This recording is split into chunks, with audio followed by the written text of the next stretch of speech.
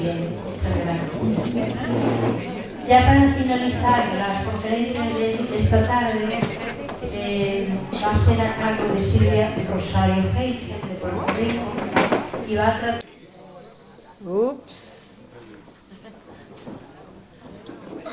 Ya estamos, podemos comenzar. Pues muy buenas noches a todos. Es un honor para mí poder compartir con ustedes en la noche de hoy, en este tercer congreso Espírita Internacional. Hoy vamos a reflexionar sobre un tema que tiene raíces profundas en la codificación espírita, la evolución consciente. Pero, ¿qué realmente significa la evolución consciente? ¿Y por qué tratar ese tema en este momento histórico? Dentro de mi perspectiva, el planeta se encuentra atravesando por una transición profunda. A lo largo de la historia hemos visto que estas transiciones han sido constantes, pero hay unos momentos más intensos y dentro de mi apreciación estamos dentro de unos momentos culminantes. Kardec describió este momento con la imagen de un parto, con contracciones dolorosas previas al nacimiento de una humanidad moralmente más avanzada. Y la codificación nos recuerda que obedece a la ley del progreso.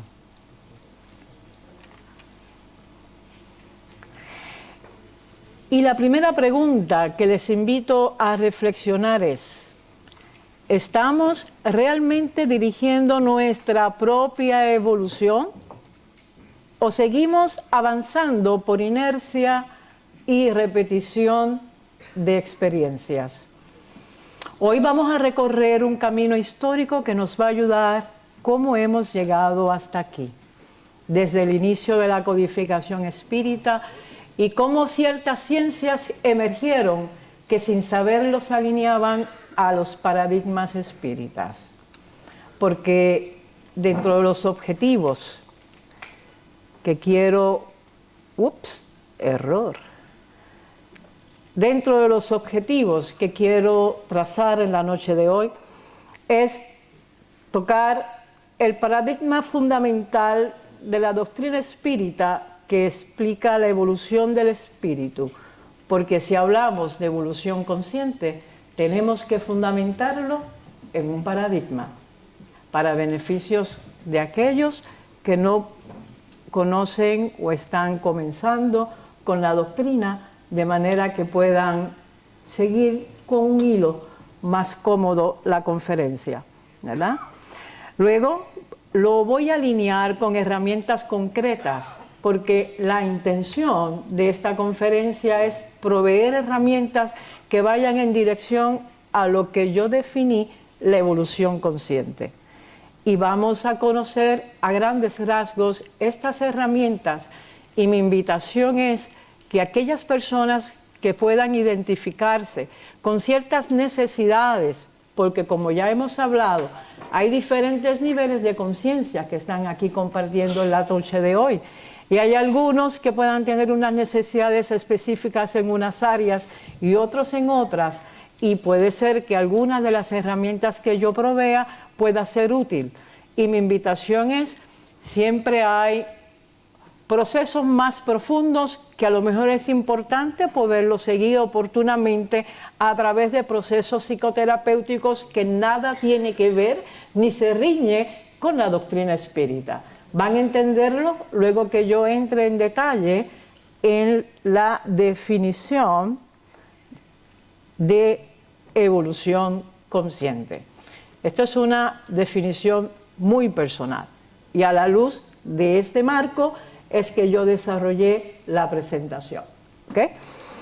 Dentro de mi perspectiva, la evolución consciente es esa capacidad del ser humano de dirigir, tomar control, participar activamente en su propio progreso intelectual y moral, utilizando sus facultades cognitivas superiores, la educación, el acceso a información, el análisis e introspección para identificar y superar sus imperfecciones en coherencia con las leyes divinas de manera voluntaria. Esta es la palabra mágica.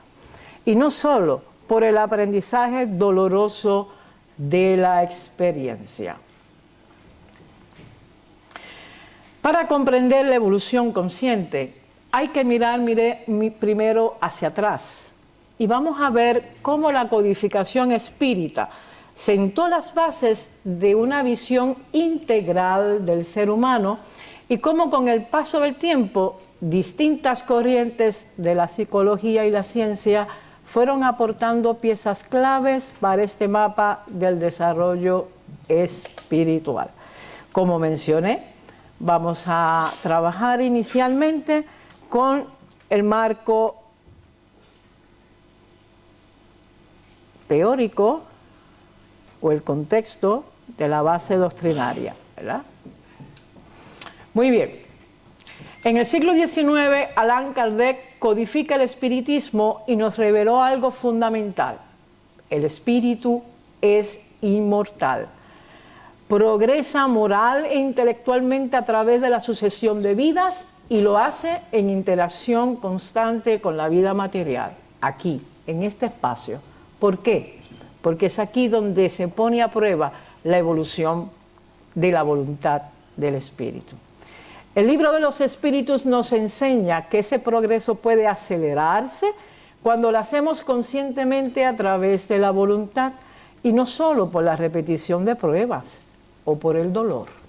Tienes dos formas para aprender, a través del dolor o cuando ya sientes que esa piedrita te está molestando en el zapato, tú dices, espérate, yo quiero superar esto. Y ahí en donde la voluntad comienza a ponerse en marcha. La ley del progreso, en la pregunta 780, nos indica que la humanidad siempre va a avanzar, pero el progreso moral no sigue automáticamente al intelectual, va a requerir esa acción deliberada de la voluntad. Desde entonces han surgido disciplinas que, aunque no lo supieron, se alinearon con esta visión. La psicología, la física cuántica, entre otras. Todas aportaron miradas y herramientas para comprendernos mejor y actuar a favor de nuestro progreso. Observarán que la doctrina espírita surge en el siglo XIX y en el siglo XIX también emergieron otras ciencias, la psicología entre ellas, que se divorcia porque buscó el método científico. No obstante, su definición original siempre fue el estudio del alma. Por consiguiente, aquí vamos a alinear modelos psicológicos que proveyeron herramientas para la evolución consciente. Quiero hacer hincapié que estamos hablando de esas tendencias, de esos hábitos que como espíritu tenemos y traemos de existencias pasadas y que hoy, a través del conocimiento que ya tenemos, podemos hacernos conscientes. Y ahora, ¿cómo voy a trabajar en esa dirección? Muy bien. Quizás empezaremos con herramientas básicas y sencillas y cada modelo va a ir aportando unas herramientas superiores porque mientras sigue evolucionando la psicología, culmina en la aceptación que somos seres espirituales. ¿Ok? Y esa es para mí algo sumamente importante, porque a lo largo de nuestras experiencias de vida, pues evidentemente la evolución está operando. Y llega un momento que usted como espíritu que reconoce que viene a evolucionar, necesita trabajar conscientemente con herramientas concretas. No basta la voluntad. La voluntad es un primer paso, pero ¿cómo lo hago? Ahí es donde entra la aportación de la psicología. Voy a comenzar brevemente, entonces, con el psicoanálisis, que para mí La aportación principal del psicoanálisis fue el inconsciente, y esa es la base de muchos aspectos que voy a cubrir ahora. El psicoanálisis propuso, Sigmund Freud fue el padre del psicoanálisis, que gran parte de nuestros pensamientos, emociones y conductas estaban determinados por contenidos inconscientes. Como bien escucharon ahorita, el 95% de nuestro comportamiento está influenciado por el inconsciente. ¿Pero qué es eso del inconsciente? El inconsciente es, dentro de este enfoque, es como esa estructura donde alberga recuerdos que pueden ser dolorosos para ti y no los accesas de manera consciente porque resultan muy dolorosos.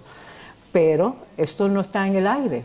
Esto tiene una correlación espírita que le voy a ampliar más adelante. Por consiguiente, ¿cuál fue la aportación de Freud y que se alinea con el espiritismo? El psicoanálisis te permite abrir una puerta para mirar hacia adentro y comprender el porqué. Sin embargo, fue más descriptivo que práctico. Por consiguiente, el espiritismo añadió el origen espiritual y la finalidad última.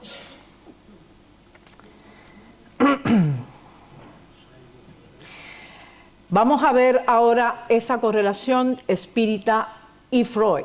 Desde la perspectiva espírita, ese inconsciente guarda una afinidad con la memoria del alma, preservada en el periespíritu. En el libro de los espíritus, en la pregunta 392, nos explica que aunque usted no recuerde conscientemente sus vidas pasadas, esas experiencias lamentablemente afloran en tendencias, fobias, inclinaciones y reacciones. Así, los llamados inconscientes, síntomas inconscientes, pueden interpretarse como aprendizajes pendientes que el espíritu trae a la encarnación. Que mucho se ajusta a tu experiencia. Muy bien.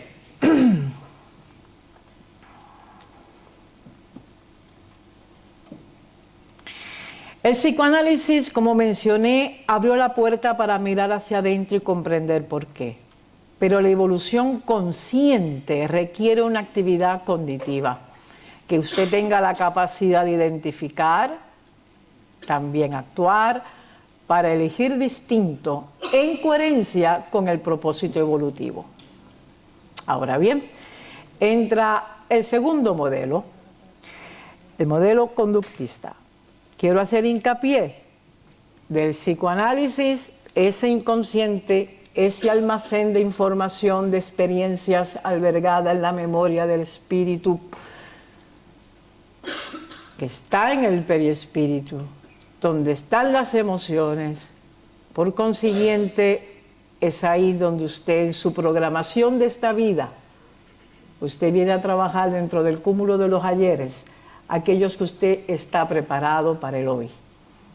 Por consiguiente, el conductismo fue menos espiritual, fue más mecánico, porque el conductismo explica la conducta observable, es decir, aquello que es el resultado de estímulos, respuestas y consecuencias. Pero miren qué interesante.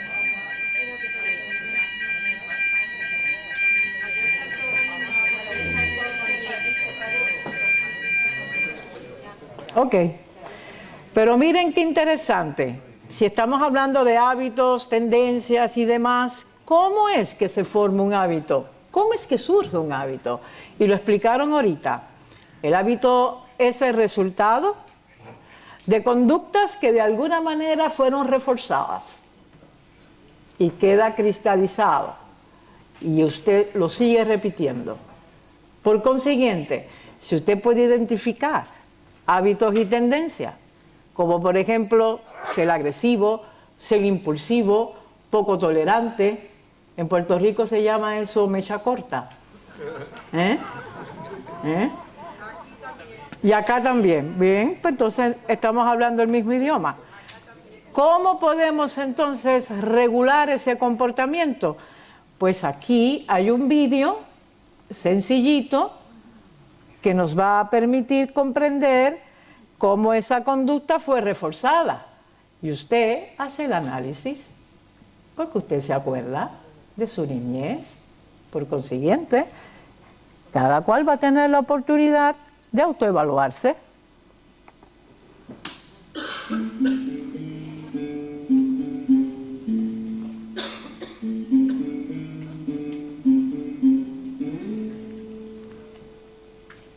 El condicionamiento operante es un concepto que deriva de la corriente conductista de la psicología y fue propuesto por B.F. Skinner como el modo en el que los seres humanos y animales moldean su comportamiento.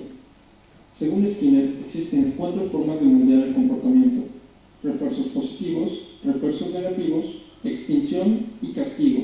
El refuerzo positivo consiste en premiar una conducta deseada. Por ejemplo, una madre que le regala un videojuego a su hijo por sacar buenas calificaciones, o un jefe que le da un bono a su empleado por un buen desempeño. Los premios aumentarán la probabilidad de que la conducta deseada se repita. El refuerzo negativo consiste en poner en una situación desagradable al sujeto hasta que éste muestre la conducta deseada. Por ejemplo, un niño que hace un berrinche y no para hasta que su padre hace lo que él desea. El niño condiciona al padre y las probabilidades de que el padre cumpla con los deseos del niño en el futuro aumentan. El castigo consiste en una consecuencia negativa ante una conducta indeseada. Un jefe que le descuenta el día a un trabajador por llegar tarde es un ejemplo de castigo. De este modo, la probabilidad de que el trabajador vuelva a llegar tarde disminuye. La extinción consiste en ignorar una conducta indeseada. Si la conducta no es reforzada, esta desaparece. Volvamos al ejemplo del niño haciendo berrinche. Si el padre, en vez de hacer caso a sus peticiones, decide ignorarlo, entonces la probabilidad de que el niño vuelva a hacer berrinche va a disminuir. Y eso es, en resumen, lo que conocemos como condicionamiento operante. Ok, bien. Ok, de manera bien sencilla, ¿verdad? Cada uno de nosotros fuimos niños, cada uno de nosotros tuvo una crianza, y usted como padre está haciendo la misma función ahora con sus hijos.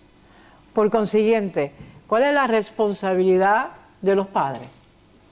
Corregir, educar, formar, porque usted es modelo y es dentro del espiritismo, es la responsabilidad principal para que vaya moldeando ese espíritu que está y que posiblemente pueda venir con ciertas tendencias y usted puede aplicar estos principios. Claro, hay que saberlo hacer y por consiguiente necesitaría posiblemente el apoyo de un profesional, pero no deja de ser una herramienta concreta que ha demostrado ser efectiva para transformar hábitos, fortalecer la autorregulación, sobre todo lo que es esa gratificación inmediata. Muchos niños es natural que en esa etapa de desarrollo el egocentrismo es parte en lo que van regulando ese comportamiento dentro de un marco de reglas y responsabilidades. Justo eso es la mirada espírita, dentro de esa herramienta para ayudar a estos seres a la evolución, como usted, como adulto, también usted puede aplicarse refuerzos. Lo que pasa es que como esto no es una conferencia de psicología, pero sabemos que cuando usted tiene una conducta que desea conservar y preservar, usted aplica un refuerzo. Y el mejor es el refuerzo intermitente. ¿Por qué? Porque mientras el niño está esperando ser premiado, cuando espera sostener esa conducta hasta recibir ese premio, si usted no lo hace y pierde la oportunidad, él lo interpreta de otra manera y entonces extingue la conducta que usted desea que se cristalice. Igualmente lo puede hacer con usted. Pero vuelvo y le repito, son herramientas y cada uno, dentro de las que yo voy a ofrecer, va a identificar aquellas según sus necesidades. Y si entiende que necesita supervisión, pues yo le invito a que realmente entre en un proceso terapéutico que les va a ayudar. Muy bien. Por consiguiente, dice aquí que los procesos mecánicos de la conducta tienen una participación de procesos mentales también, porque el pensamiento siempre está presente. Y muchas veces, aunque usted trabaje a favor de una modificación de conducta, pueden haber ciertos pensamientos que están ahí incidiendo consistentemente, y no necesariamente pensamientos positivos. Pueden ser pensamientos limitantes, pensamientos negativos, que de alguna manera, aunque tú puedas tener una voluntad y puedas aplicar ciertos refuerzos, te das cuenta que hace falta cuestionar esos pensamientos, y ahí es donde entra el próximo modelo, que es el modelo conductivo. El modelo conductivo-conductual. Hasta ahora hemos visto el inconsciente. Ese material de esa información del ayer está presente. Usted tiene unas tendencias, tiene unos hábitos. Estamos apenas comenzando. Y ya yo sé que si yo aplico refuerzo, si yo aplico la extinción y no me premio, yo voy entonces regulando comportamiento, pero tengo un pensamiento persistente. ¿Cómo puedo trabajar con ese pensamiento? Pues este modelo tiene una estrategia que se llama la reestructuración cognitiva, y donde tiene un paradigma fundamental que dice: piensen bien, no son los hechos en sí los que nos perturban, sino cómo lo interpretamos. ¿Le hace sentido? Bien, entonces, si les hace sentido, vamos a proceder ahora un video sencillito que te va a explicar esto en 1, 2 y 3.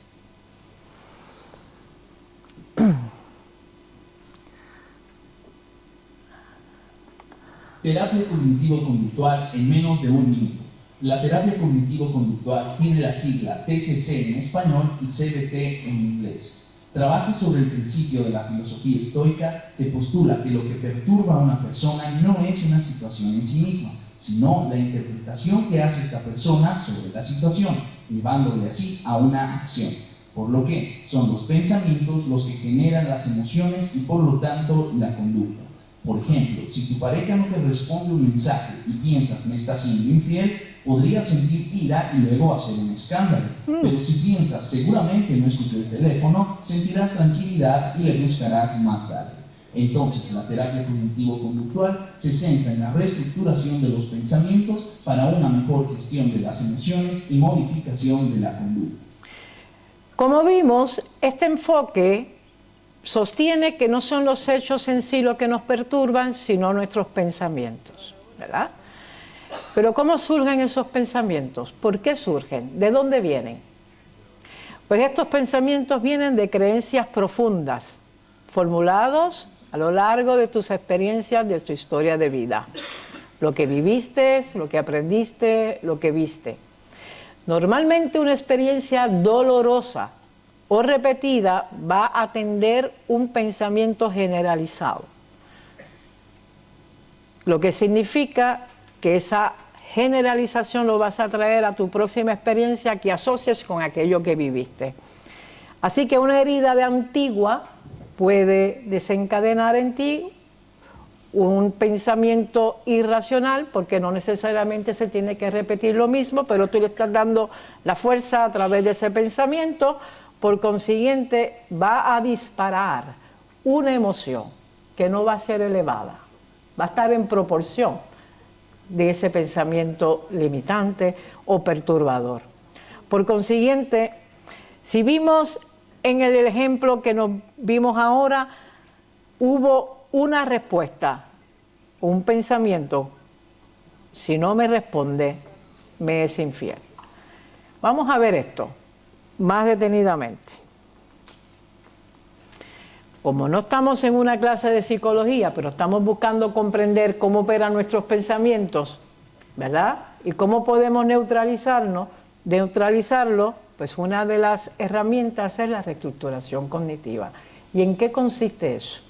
Pues bien, aquí vemos el modelo ABCDE. Si ustedes observan en la columna A está el acontecimiento. El acontecimiento en sí es neutral, no tiene una carga, no lo es. ¿Cuál es la carga? ¿Cómo usted lo interpreta?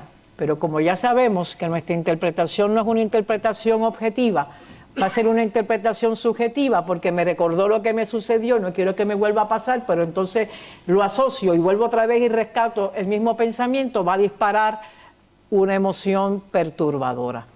En este caso, en el ejemplo hipotético que hemos escogido, es que en un pasado este sujeto tuvo una mala experiencia y automáticamente levantó bandera ante ese estímulo de no contestar el teléfono y ya automáticamente piensa es infiel. Se hizo una película, pero no está pasando nada, está en su mente, no está ocurriendo. Por consiguiente, ese pensamiento va a disparar una emoción que no va a ser elevada. Fíjese, dice aquí que fue ira. Ira es coraje en un grado superlativo, porque en una escala del 1 al 10 está en un 8. Y automáticamente va a disparar una conducta impulsiva, hostil. Y no hay pensamiento racional ahí, ¿verdad que no? Hay simplemente una reacción automática. Pero como somos espíritas, y no espíritas aquellos que están buscando mejoramiento personal, dicen, yo necesito frenar esto porque yo realmente yo quiero tener una vida funcional, yo quiero tener una vida feliz con mi pareja. Por consiguiente, ¿qué debo de hacer? Y ahí entonces está la alternativa, que son las preguntas socráticas, que es lo que en el espiritismo te invita a la introspección. Por consiguiente, ¿qué evidencia hay? Yo escogí 3, pero hay más. ¿Qué evidencia hay a favor o en contra?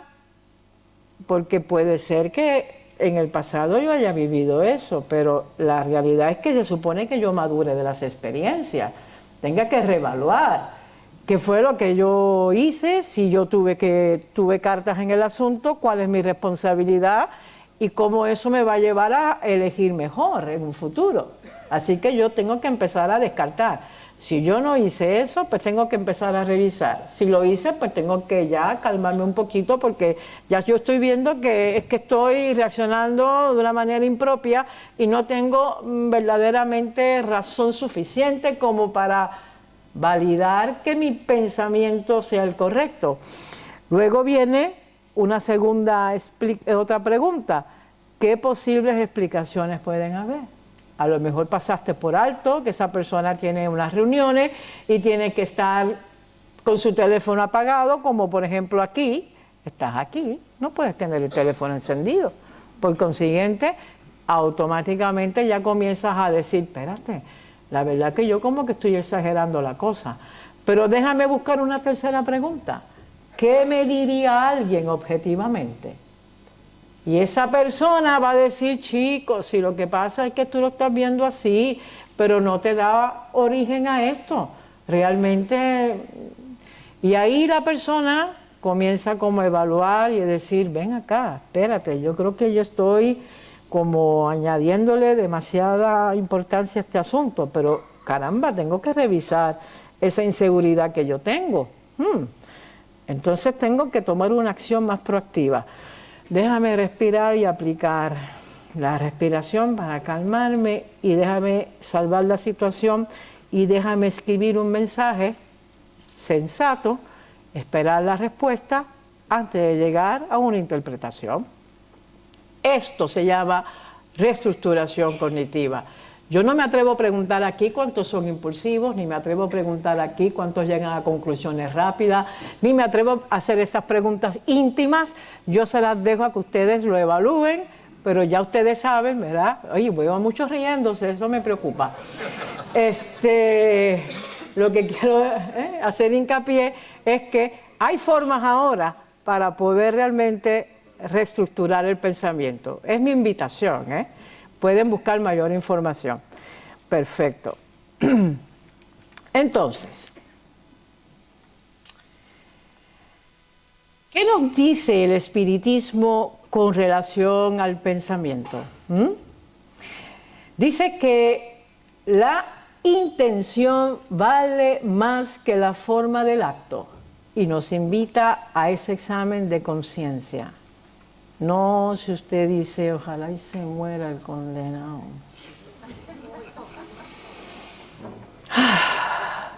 Déjame sonreír. Estoy trabajando mi evolución consciente. Pero ¿qué pasa? Ya lanzaste el pensamiento, ¿eh? Y ya creaste una causa. Una causa que posiblemente en algún momento tendrás que reparar. Ahora somos como más conscientes, ¿verdad? De cómo vamos a formular el pensamiento, ¿no? Por consiguiente, de eso es que se trata. Que podamos aprender a observar qué pensamos, por qué lo pensamos y si ese pensamiento nos conduce al bien. El enfoque conductivo-conductual te va a mostrar cómo cuestionar las interpretaciones distorsionadas para practicar respuestas más útiles. El sustituir una idea con otra más justa y realista, no tan solo vas a alcanzar un bienestar emocional, porque la frecuencia vibratoria cambia.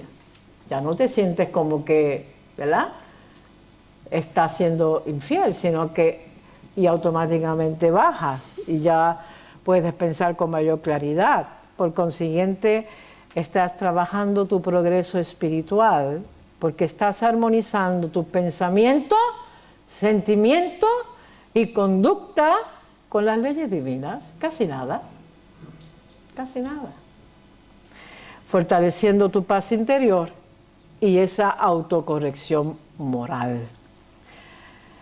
Esta comprensión nos va a preparar para el siguiente paso. ¿Cómo las aplicamos en las relaciones humanas? Imagínate por un momento esta misma persona que dice, espérate, que yo llegué a esta interpretación. Caramba, ya yo apliqué la reestructuración cognitiva.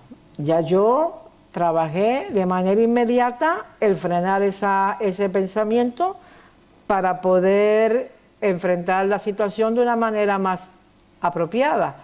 Pero eso no significa que eso se borró, significa que eso está ahí, que es mi responsabilidad, ¿qué? Seguir trabajando en esa inseguridad o en esas raíces que te hicieron provocar determinada emoción, porque sabes que eso ya se puede convertir en una tendencia, si no lo traiste ya, porque es importante asumirlo. Entonces aquí comienza esa parte de cómo voy a abordar este diálogo con mi pareja para que yo pueda tener esa armonía interior. Aquí el humanismo nos da una herramienta poderosa que se llama la escucha activa. ¿Y qué es eso? Lo vamos a ver en breve, ¿verdad? ¿Qué hemos cubierto hasta ahora? Hemos mirado el papel del inconsciente. Hemos visto que hay ciertas conductas que pueden modificarse a través de las herramientas provistas por el conductismo. Y también hemos visto los procesos mentales y el impacto de nuestra conducta.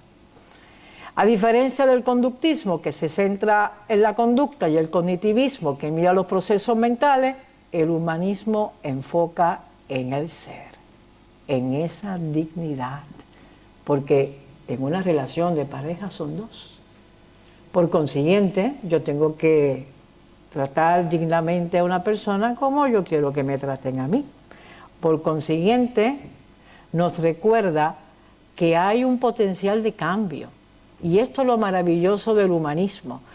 Ya el humanismo comienza a acercarse a la naturaleza espiritual, pero no se consolida hasta que llega a la psicología transpersonal. Y esto es maravilloso, porque cada una de las corrientes fue fortaleciendo los principios de la anterior. Y todas se fueron alineando a lo que fue la definición última de psicología, que es el estudio del alma. Por consiguiente, dentro de este enfoque no somos solamente hábitos ni ideas, somos seres con dignidad que aspiramos a crecer y a vivir en coherencia, la famosa coherencia que habló nuestro querido José. Es esa armonización de actuar en congruencia con lo que tú sientes, piensas y actúas.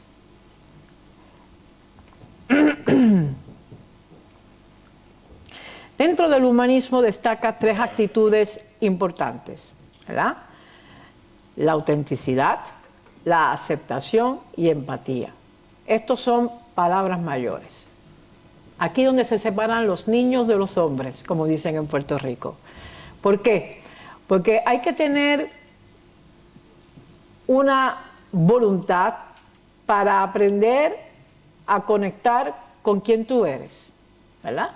No tan solo con tus defectos y tus virtudes, aquí va más allá, es con esa naturaleza espiritual que yace dentro de ti.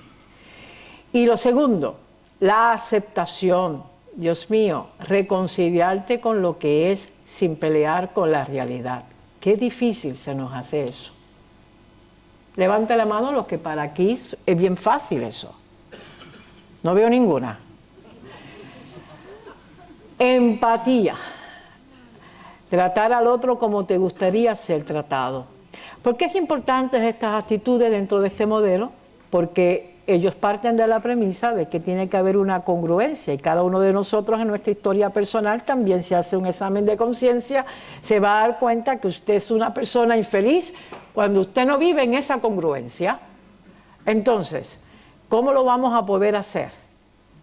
Lo vamos a hacer a través de un principio fundamental o dentro de una herramienta que ellos han sí, hay congruencia, que ellos han postulado y es la escucha empática. ¿En qué consiste eso? Si sabemos que hemos tenido esta diferencia con nuestra pareja y sabemos que queremos trabajar en armonía y tenemos ese compromiso personal, entonces yo necesito reconocer la divinidad en la otra persona también y decir, espérate, tan importante es mi necesidad como la de ella cuando yo la aborde en su momento. Por consiguiente, yo que estoy tomando la iniciativa porque deseo trabajar con estas inclinaciones, reconozco que debo de empezar a escucharla más y debo de no abordarla con unas reacciones espontáneas y debo permitir que exprese sus inquietudes y motivaciones. Igualmente tendré la oportunidad de hacerlo yo. ¿Por qué? Porque así, poco a poco, dentro de este modelo, sí reconoce que cuando hay un espacio de apertura donde la persona tiene la posibilidad de hablar, que es más allá de ventilar, es permitir desnudar su ser, esa conciencia divina que está dentro de sí aflora y va a tener el aha moment, lo que dijo José de la Eureka. Ese aha moment surge de la conciencia. ¿Por qué? Surge de tu interior. ¿Por qué? Porque tú realmente quieres vivir en esa congruencia entre ser, actuar y pensar. Por consiguiente, vamos a ver este modelo para ayudarlos a comprender un poquito mejor, verlo dentro de esta representación.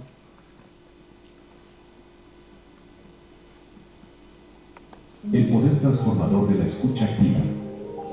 La escucha activa es mucho más que simplemente oír palabras. Es un arte antiguo que implica mostrar interés genuino y empatía hacia nuestros seres queridos. Al hacerlo, creamos un espacio seguro donde cada miembro de la familia se siente valorado y realmente escuchado. Una estrategia para practicar la escucha activa es establecer momentos regulares de tiempo de calidad en familia. Durante estas ocasiones, ponemos toda nuestra atención en escuchar atentamente, mostrando un interés sincero en los pensamientos y sentimientos de cada miembro. Otro aspecto esencial de la escucha activa es validar las emociones de nuestros seres queridos. Evitemos juzgar o minimizar lo que sienten. En cambio, reconozcamos y validemos sus emociones, fomentando así un ambiente de comprensión y apoyo incondicional. Practicar la empatía es un ingrediente clave para la escucha activa. Al esforzarnos por comprender las perspectivas y emociones de los demás, nos acercamos a una comprensión mutua y construimos puentes sólidos de comunicación. Los beneficios de la escucha activa en la dinámica familiar son asombrosos. Fortalece los lazos familiares, facilita la resolución de conflictos y mejora el bienestar emocional de todos los miembros. Existen prácticas que son simplemente moda, la tendencia usualmente es pasajera y pocas veces perdura en el tiempo, pero el arte de escuchar es sabiduría antigua que vale la pena recordar en nuestros hogares hoy en día. Muy bien. Si vamos a ver el video, ¿verdad? Aquí yo cogí unas imágenes del video que me parecieron importantes para ilustrar la escucha activa. Acuérdense que es esa capacidad de poder escuchar como usted quisiera que lo escuchen. Esa capacidad de no interrumpir para usted dar alternativas, porque tiene que dejar que el proceso sea individual y cada persona pueda ventilar hasta que llegue el momento que gradualmente usted pueda abordarlo reflejando el sentimiento. ¿Qué es eso? Ah, caramba, tuviste un día malo, por eso viniste tan de mal humor y por eso tiraste la puerta y fuiste malcriado. Lo puedo comprender, pero vamos a ver cómo podemos trabajar con esa situación que te sucedió para ver cómo podemos regular y podemos mejorarlo. Usted tiene que permitir que esa persona ventile. Imagínese una botella que está llena de unas emociones contenidas. Usted no puede trabajar con algo que ya está lleno. Hay que vaciar primero para permitir que la conciencia pueda tener espacio para aflorar. Por consiguiente, vemos aquí el ejemplo breve de una madre en el primer recuadro, ¿verdad? Vemos que está en conversación con su hija. Se inclina ligeramente hacia adelante y mantiene una mirada con ella y con este gesto le dice: estoy aquí contigo. ¿Saben ustedes que el lenguaje no verbal dice más que 1000 palabras? Si usted correlaciona lo que usted dice con su conducta no verbal, hay veces que no es congruente. ¿Y usted a qué le va a hacer caso? A la no verbal, claro. Por consiguiente, eso es parte de lo que es la escucha activa, ¿verdad? Ser genuino.